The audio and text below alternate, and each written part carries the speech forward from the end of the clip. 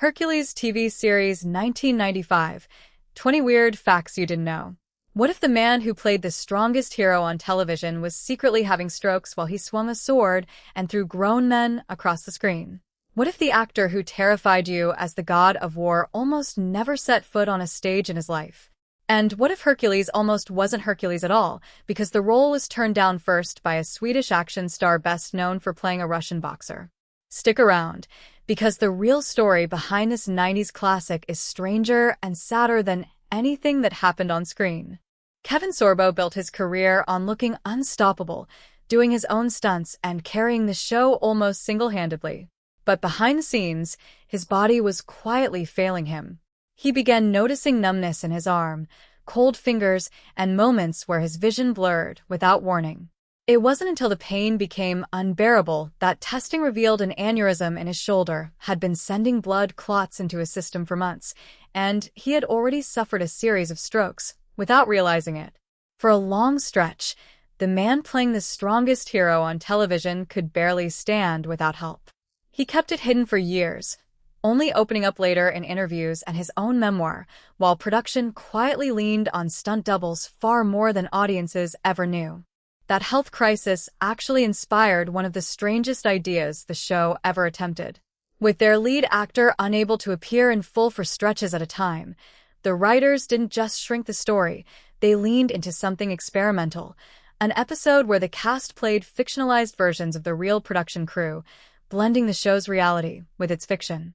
The premise imagined that the actor playing Hercules had vanished, and that Hercules himself might be more real than anyone realized. It was a bizarre, fourth-wall-breaking twist born out of medical necessity, and it became one of the most memorable episodes of the run. Then there's the show's most captivating villain. The actor who played the god of war brought a magnetic, dangerous energy to every scene, but acting was never his original plan.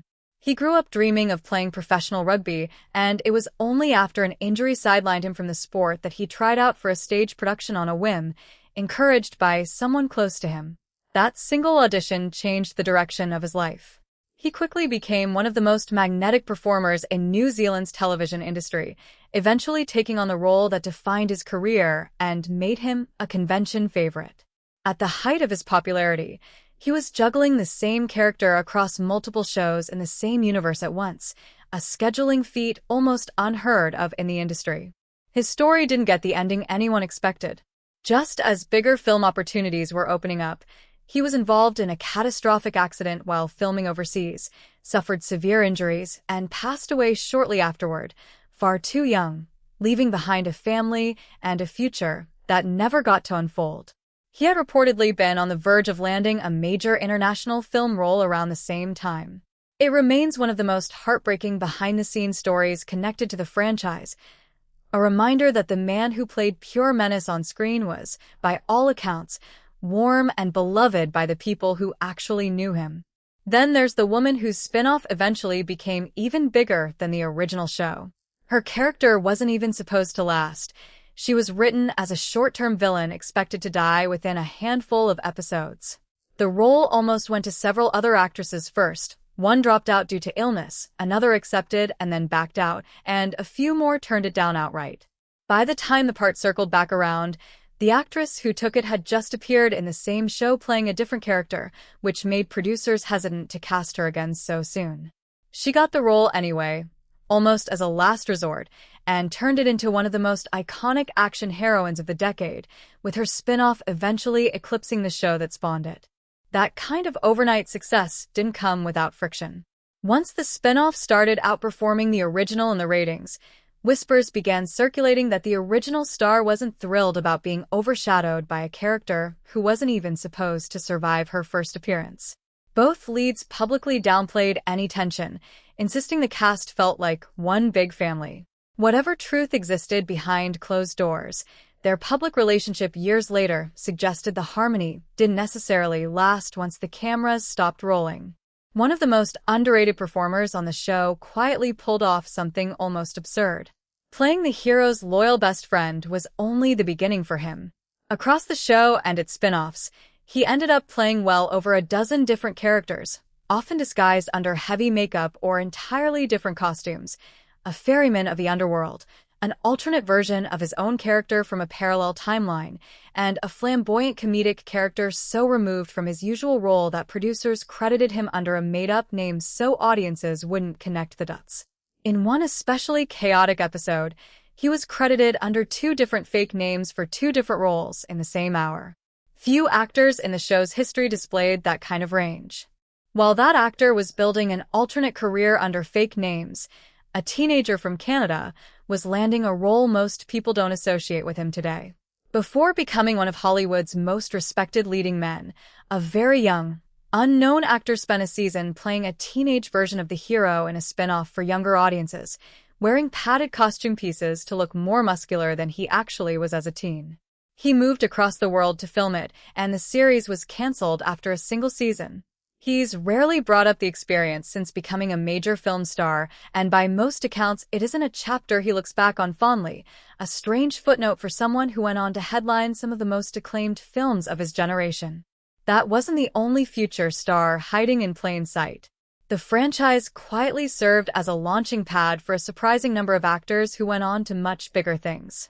One future star played a mischievous side character before landing major roles in beloved science fiction and comic book adaptations years later.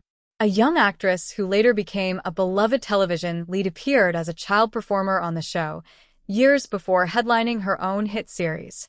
Another actor became a fan favorite playing a charming thief and later stepped behind the camera to direct episodes. And one actress who played a formidable warrior queen later found mainstream success playing a sharp, commanding lawyer on a very different show. The man steering the ship behind the scenes had an even bigger legacy waiting. The executive producer had already built a cult following directing low-budget horror movies before taking this project on. Running multiple interconnected fantasy shows at once on a modest budget gave him an intense education in practical effects and fast production. When he was later hired to direct one of the biggest superhero franchises in movie history, he brought many of the same instincts and even some collaborators along, including a recurring on-screen cameo tradition that started right here. His producing partner on the show also married the actress, who became the franchise's biggest breakout star. Speaking of romance on set, the lead actor found love with a co-star during one of the hardest periods of his life. The two met filming a Season 3 episode that required their characters to share a kiss, and he later admitted that having a scripted romantic scene already written made asking her out considerably easier. She had an unusually academic background, having studied engineering before modeling and acting. They dated for months before he proposed, marrying while he was privately still recovering from the health crisis he was hiding from almost everyone. She reportedly stepped back from her own career for a period to help him through it. The show's approach to the character himself was deliberately unconventional.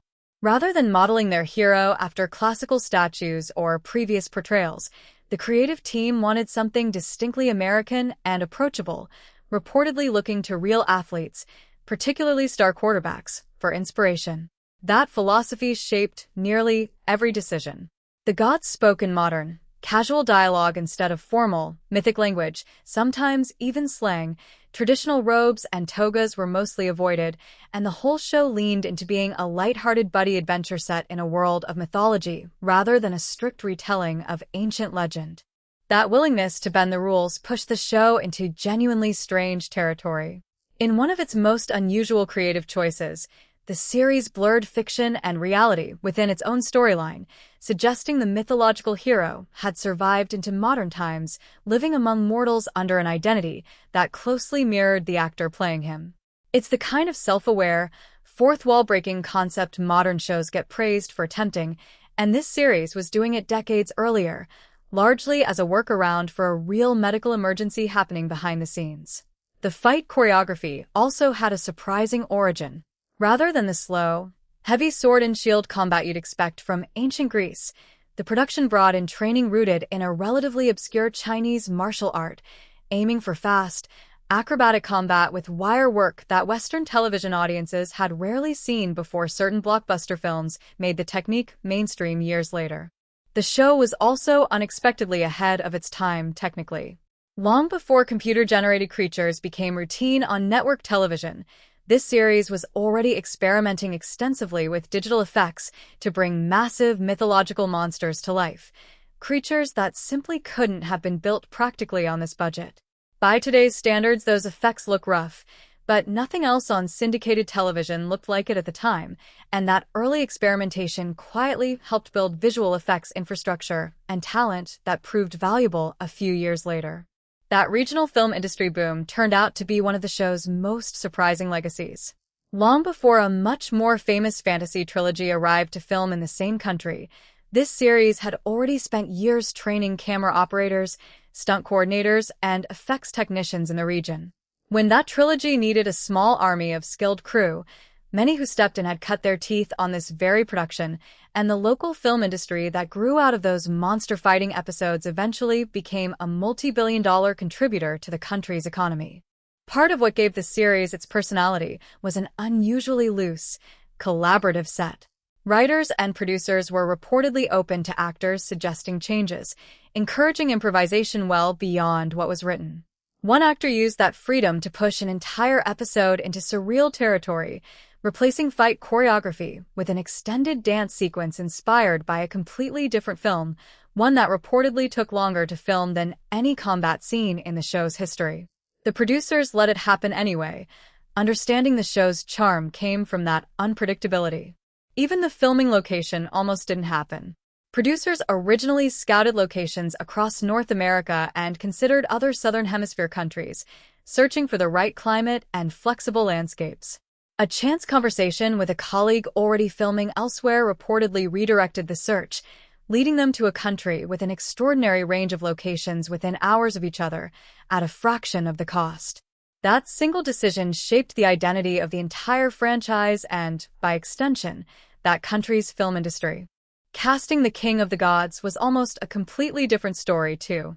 Before the actor who eventually took the role, producers reportedly approached a legendary Hollywood leading man known for playing towering, larger-than-life biblical figures. He turned it down. The role went instead to an Academy Award winner known for playing deeply human, flawed characters, and that choice gave the father-son dynamic at the show's heart and emotional weight a more stoic performance might not have delivered. And finally, the biggest what-if of them all, the title role almost went to someone else entirely. Producers reportedly first approached a well-known action star best known for playing an intimidating boxer in one of the biggest sports films of the decade. He turned it down. Producers wanted someone audiences could relate to rather than an intimidating wall of muscle, and the actor who got the part won them over with charisma instead of sheer size. If that original offer had gone differently, this character, this franchise, and its launching pad for future stars might never have existed as we remember them.